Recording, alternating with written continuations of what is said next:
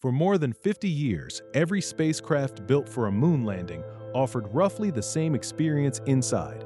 Cramped, utilitarian, designed so astronauts could endure the trip, not enjoy it. That changes with what NASA officials just confirmed in front of senior Artemis program staff. The primary structure of the Starship human landing system is built. Real metal, real systems, a cabin meant to carry real astronauts to the lunar surface for the first time since 1972. Once you see what's actually inside it, it's clear this isn't an incremental step. It's a different category of spacecraft entirely. Want to know how things work before everyone else? You're in the right place. Liking this video takes just a second, but it's a massive motivation for us to keep making these breakdowns. Subscribe so you never miss an episode, and let's get into it. At a recent NASA Artemis 3 briefing, Jessica Jensen, who oversees SpaceX's customer operations, confirmed that the primary structure is assembled and ready for avionics, power, and life support in the coming months. After a long stretch with no updates, that line confirmed something important. This isn't a concept render anymore. It matters historically, too. Nobody has set foot on the moon since Apollo 17 left the surface in 1972. Based on everything SpaceX, NASA, and their contractors have revealed, it's possible to walk through this spacecraft in detail right now and see why Starship HLS may be the most ambitious lunar lander ever designed. But first, it helps to understand how complicated the journey there really is. Starship HLS isn't anything like a plane or a car. It needs far more propellant than it could carry from the ground in one launch, so it relies on orbital refueling, topping off in space rather than hauling everything up at once.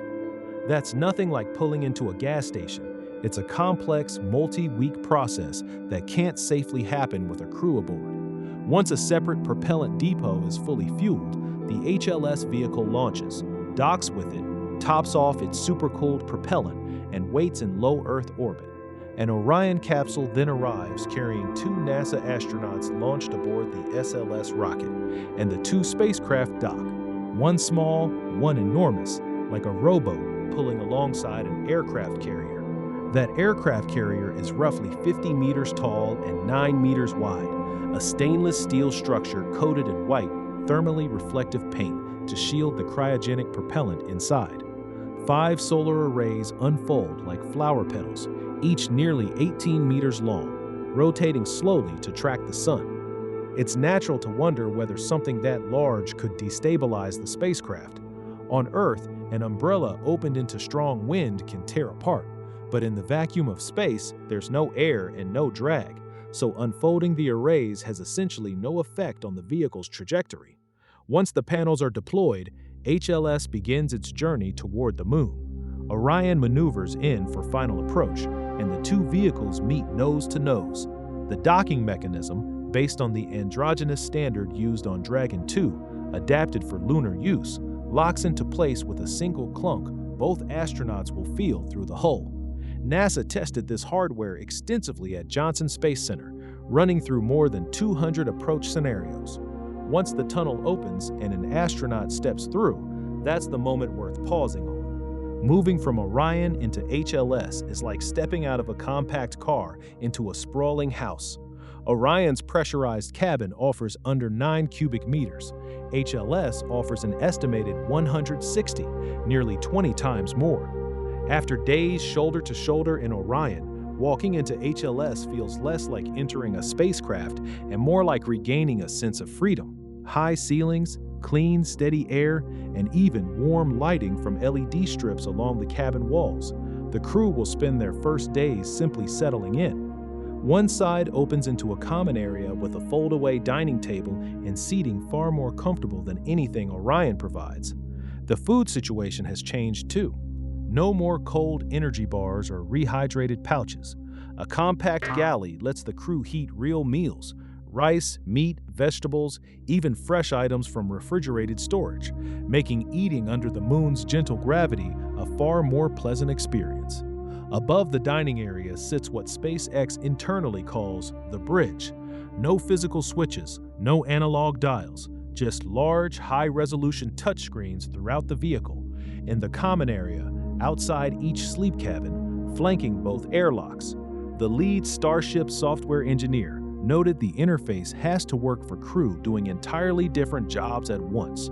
A commander reviewing descent trajectories, a flight surgeon checking telemetry, a geologist pulling up landing site maps, all on the same screens, simply adapting to who's using them. That's a different philosophy from Dragon's 3 fixed displays built around a single task.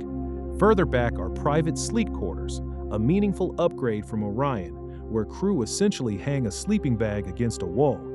HLS includes individual cabins, compact but genuinely private, with fixed sleeping surfaces and enough personal space to decompress after a long shift. To stay physically capable, the crew trains daily using compact equipment, a low-gravity treadmill, a rowing machine, resistance bands, countering the muscle and bone loss that plagues astronauts on long missions. Afterward, a hygiene system offers real privacy and recycled water, a substantial step up from the Apollo era.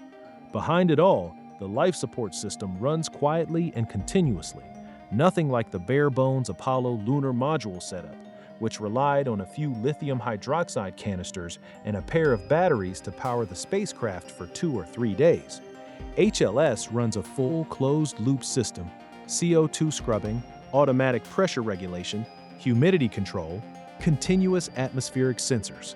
SpaceX has already tested this with 4 people inside a full-scale cabin mock-up in Hawthorne, California, for 7 uninterrupted days, matching the planned surface duration for Artemis 4. Before any of that begins, though, the ship has to land. At roughly 100 meters up, HLS fires secondary thrusters mounted high on the hull while the 6 main Raptor engines shut down. Even at minimum throttle, they blast the surrounding regolith into a storm of sharp particles. Smaller thrusters take over, easing the spacecraft down as gently as a helicopter, while pre-deployed landing legs and ranging sensors feed data to the flight computer.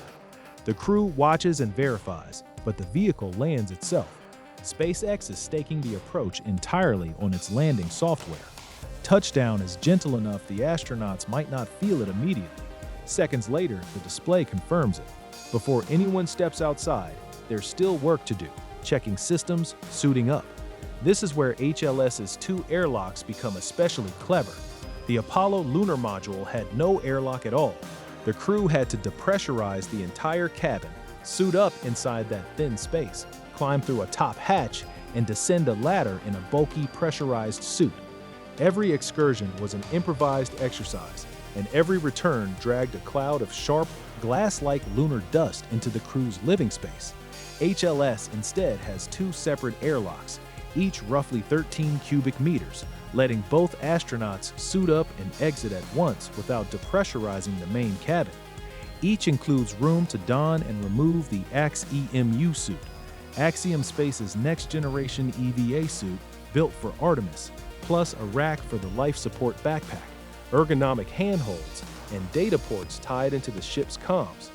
2 NASA astronauts have already tested this airlock mock-up in person at Hawthorne, fully suited, since every detail genuinely affects crew safety.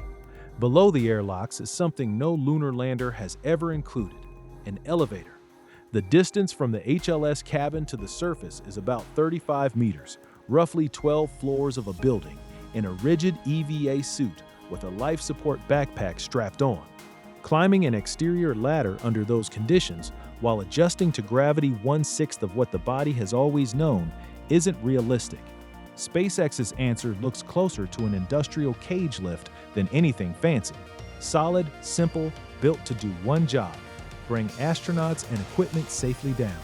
The airlock door opens, the astronaut steps into the cage, and the descent begins. No simulation fully captures what that moment will actually feel like. As the elevator lowers, the ash-gray lunar surface rises to meet the crew, scattered with small craters, the long shadow of Starship HLS stretching out ahead. In the distance, the horizon curves more sharply than Earth's, set against a sky that's perfectly black. No atmosphere, no scattered light, just sunlight burning like a single white point in the void. After more than 50 years, humanity is finally getting ready to step back onto that surface, this time arriving in a spacecraft built less like a capsule and more like a home.